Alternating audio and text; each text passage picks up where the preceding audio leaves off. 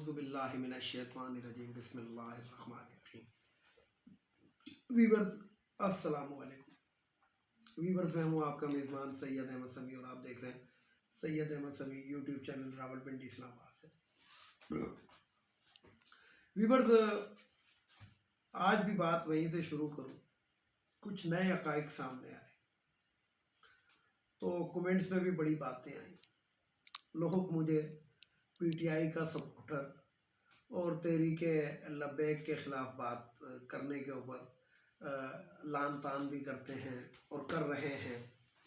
تو بات یہ ہے کہ میں نے اپنے اللہ کو جان دینی ہے اور مسلمان ہونے کے جو میں مسلمان ہوں اس کے سرٹیفکیٹ کی مجھے ضرورت نہیں ہے کہ میں کسی رضوی سے یا اس کے بیٹے سے جا کے سرٹیفکیٹ لیتا ہوں۔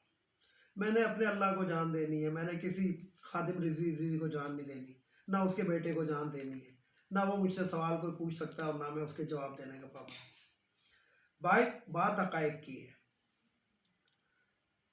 جب یہ نواز شریف کے دور میں آئے تھے اس وقت بھی میں ان کا مخالف تھا اور میں نے ان کی مخالفت کے اندر اس وقت کا خبرنامہ اخبار اٹھا کر دیکھ لی، میں نے اس میں یہ لکھا تھا۔ اس وقت کا خبرنامہ اخبار لوکل خبرنامہ راولپنڈی سے شائع ہوتا تھا، تو میں نے اس کے اندر بھی کالم ان کے بارے میں لکھا تھا اور میں آج بھی اسی چیز پہ قائم ہوں۔ اسلام ان چیزوں سے نہیں پھیلا۔ پاکستان کی بیرون ملک کچھ ہی ممالک ایسے ہیں جو عزت کی نگاہ سے پاکستان کو دیکھتے ہیں، اس میں ایک سری لنکا شامل ہے۔ باقی یہ جو بھائی برادر اسلامی ملک اور چین برادر دوستانہ یہ سب ڈکوسلے ہیں، یہ سب کے سب ڈکوسلے ہیں۔ میں نے کل بھی ایک بات کی تھی اور آج بھی میں کہتا ہوں کہ پاکستان پہ 106 ارب ڈالر کا قرضہ ہے۔ اسلامی ممالک کتنے؟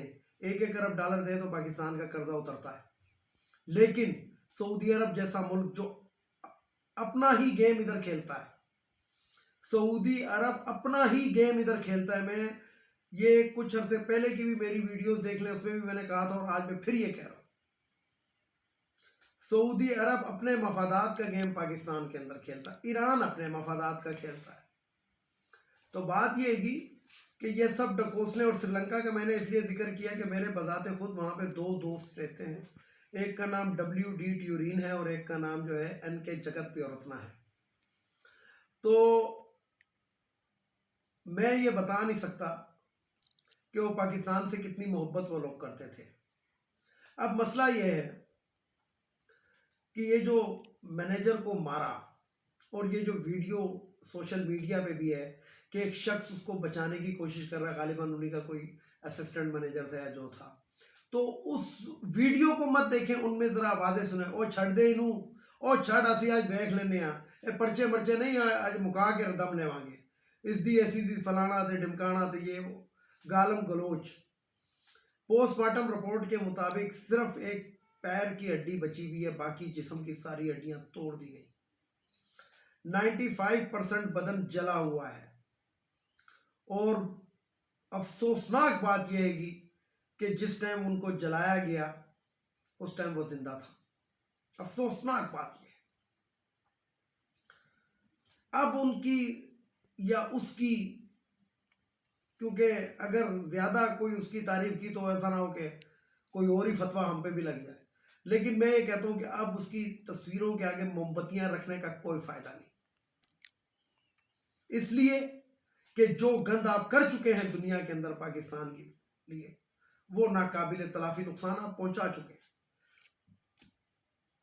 میں تحریک لبیک کو صرف یہ کہتا ہوں، تحریک لبیک کے بارے میں کہتا ہوں، میں یہ نہیں کہتا کہ وہ اس کے اندر انوالو ہے، ظاہری بات ہے، لیکن انہوں نے ایک سوچ ایسی ڈیولپ کی جو جس طرح کی اس نے ایک جارحانہ انداز اسلام کے اندر اپنانے کی وہ کی۔ یہ جو تحریک لبیک والے جو پرائیویٹ گاڑیاں توڑ رہے تھے، یہ کہیں اسلام کے اندر ہے؟ جو پولیس والوں کو مارا تھا یہ اسلام کے اندر ہے؟ یہ کون سی انہوں نے اسلام کی خدمت کی تھی؟ کیا رسول پاک صلی اللہ علیہ وسلم نے فرمایا تھا؟ وہی سعودی عرب جو پاکستان کے اندر نفرتیں بانٹتا ہے۔ آج وہاں پہ فرانس کا سفیر جو ہے وہ دورے کے اوپر، سفیر نہیں سوری، فرانس کا صدر وہاں پہ دورے پر ہے۔ جائے نا ذرا تحریک لبیک والے اس کو ادھر ہی جا کے مار دیں. نہیں, اتنی ان میں نہیں ہے.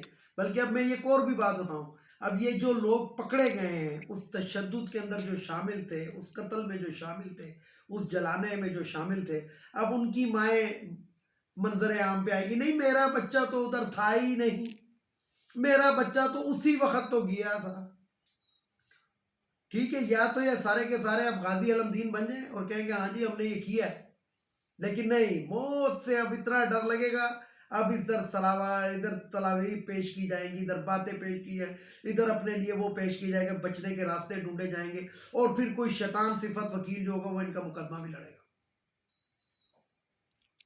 اور اس کی کوشش ہوگی کہ ان کو باعزت بری بھی کرا دو. جس طرح آپ لوگوں نے یہ حرکت کی ہے, ذرا میں پھر وہی والی بات کہوں گا کہ غازی علم دین والا دل ذرا اپنے اندر پیدا کریں اور سر عام آ کے عدالت کے اندر آ کے کہیں کہ ہاں جی ہم نے یہ کیا, تو میں مانوں گا. ادروائز یہ وہی ہے کہ کسی مظلوم ایک شخص کے اوپر جتھے کی صورت میں حملہ کرنا, کہاں کا انصاف ہے, کہاں کا اسلام ہے, کہاں کا دین ہے. حضرت علی کرم اللہ وجہ ایک غزوہ کے اندر ایک کافر کی چھاتی پہ بیٹھ گئے تھے, خنجر نکالا جب اس کو مارنے کے لیے, تو اس نے آپ رضی اللہ تعالیٰ عنہ کے منہ مبارک کے اوپر یعنی چہرہ مبارک کے اوپر تھوک دیا. آپ نے اس کو چھوڑ دیا. اس نے کہا پہلے میں تجھے اگر قتل کر رہا تھا تو میں اسلام کی خاطر قتل کر رہا تھا, دین کا تو دشمن تھا, لیکن اب میں تجھے چھوڑ اس لیے رہا ہوں کہ اس میں میرا ذاتی غصہ شامل ہو چکا ہے. رسول پاک صلی اللہ علیہ وسلم کے بارے میں ایک شخص نے نازیبا قسم کی زبان استعمال کی. لوگ ان کو پکڑ کے رسول پاک صلی اللہ علیہ وسلم کی خدمت میں لے گئے. رسول پاک صلی اللہ علیہ وسلم نے حضرت علی کرم اللہ وجہ کو بلایا اور کہا اس شخص کی زبان کاٹ دو. دوسرے دن لوگ پھر حاضر ہوئے کہ یا رسول اللہ صلی اللہ علیہ وآلہ وسلم, حضرت علی کرم اللہ وجہ نے اس کو بے انتہا انعامات دے کے رخصت کیا اور کوئی زبان شبان نہ کاٹی, یہی آپ ہمیں کہتے تو ہم اسی جگہ پہ بتاتے آپ کو. تو انہوں نے کہا, آپ صلی اللہ علیہ وسلم نے فرمایا کہ علی میرا مطلب سمجھ گئے تھے. اور کچھ دن کے بعد وہی شخص جو ہوتا ہے دائرہ اسلام کے اندر آ جاتا ہے اور رسول پاک صلی اللہ علیہ وسلم کے ہاتھ کے اوپر آ کے بیعت کر لیتا ہے, یعنی کہ اپنا مذہب ہی چھوڑ دیتا ہے. تو یہ تھے طور طریقے دین کو پھیلانے کے. اور آپ کے جو طور طریقے ہیں مجھے بتائیں کہ وہ جو سری لنکن مینیجر کو آپ لوگوں نے مار دیا, اس کی بیوی, اس کی بہن, اس کی بیٹی, اس کی ماں کو کس طرح آپ کہیں گے کہ اسلام جو ہے وہ دہشت پسندانہ دین نہیں ہے؟ اس کو کیسے کمپیل کریں گے, کوئی سوچا؟ تو رانا صاحب بات یہ ہے کہ میں پہلے بھی یہی باتیں کرتا تھا اور میں آج بھی یہی باتیں کرتا ہوں. اگر تحریک انصاف کی اگر آپ بات کرتے ہیں تو مجھے ایک چیز نظر آ رہی ہے,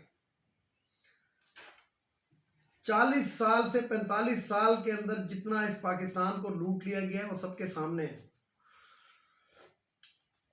اور اب اگر ایک شخص اس کو سنوارنے کی کوشش کر رہا ہے, یہاں تک گردنوں تک ہم اپنے قرضوں میں پھنسے ہیں.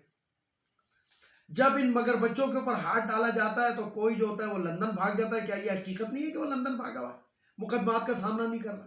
کیا یہ حقیقت نہیں ہے کہ اسحاق ڈار جو ہے وہ وزیر اعظم کے طیارے میں شاہد پتلون عباسی جو ہے وہ شاہد خاقان عباسی, اب پتہ لوگ اس کو پتلون عباسی بھی کہتے ہیں, اب پتہ نہیں اس میں نام اس کا کون سا اوریجنل ہے. تو اس کے جہاز کے اندر وہ بھاگتا ہے اور بھاگنے کے بعد وہ آج تک واپس نہیں آیا. کیا یہ حقیقت نہیں ہے؟ کیا یہ حقیقت نہیں ہے کہ مریم نواز نے کہا تھا کہ غیر ملک تو کیا پاکستان میں بھی میری کوئی جائیداد نہیں؟ کیا یہ حقیقت نہیں ہے؟ کیا اربوں روپے کی منی ٹریل ان کے اوپر ثابت ہو چکی ہے؟ اگر نہیں ثابت ہو چکی تو عدالتوں میں سامنا کیوں نہیں کرتے؟ پھر یہ ویڈیو اور آڈیو کہاں سے لے آتے ہیں؟ ان چیزوں سے کوئی بچ سکتا ہے؟ میں آپ کو بتاتا ہوں, میرے باپ کا ایک دیوانی مقدمہ تھا, اس کے اندر ہمیں سر عام معلوم تھا کہ یہ جج جو ہے ہمارے خلاف فیصلہ دے رہا ہے, وہ غلط دے رہا ہے. کیا اس کی میں آڈیو لے جاؤں گا تو کیا وہ جائیداد ہمیں مل جائے گی؟ وہ جائیداد تو 10 جگہ پہ بک بھی چکی بات. ججز کی قلم نہیں بولتے، ان کے فیصلے بولتے ہیں. ایماندار ہیں یا نہیں ہے وہ حلف لے کے بیٹھے ہوئے، ہمیں ان کا نہیں پتا، کیونکہ ہم نے اپنی قبر میں جانا ہے، انہوں نے اپنی قبر میں جانا ہے.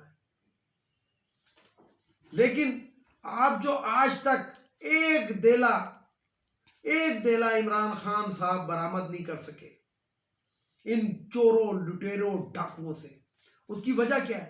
اس کی وجہ یہی ہمارے معزز جج صاحبان. چینی کا اسکینڈل، اسٹے آرڈر. کوئی بھی کسی کو پکڑنے جاؤ، اسٹے آرڈر. سزا ہو گئی، سزا معطل، اسٹے آرڈر. ایون کہ شہباز شریف تو اب تک اسمبلی میں اسٹے آرڈر کے اوپر بیٹھا ہوا ہے. کیا یہ حقیقت نہیں ہے کہ ان کو جسٹس ڈوگر نائب قرار دے چکا؟ اس لیے ایک سیلانی صاحب تھے جو کراچی کے اندر اخبار میں کالم لکھتے تھے، اب مجھے اس اخبار کا نام یاد نہیں ہے. وہ کیا کہتے تھے؟ دیکھتا رہا، دیکھتا رہا، دیکھتا چلا گیا. تو آپ لوگ بھی اور ہم لوگ بھی دیکھتا جاؤ اور شرماتا جاؤ اور دیکھتا چلا جاؤ. ویڈیو کو لائک کریں، شیئر کریں، سبسکرائب کریں، بیل آئیکن کے بٹن کو ضرور دبائیں تاکہ میری نیکسٹ ویڈیو آپ کو مل سکے.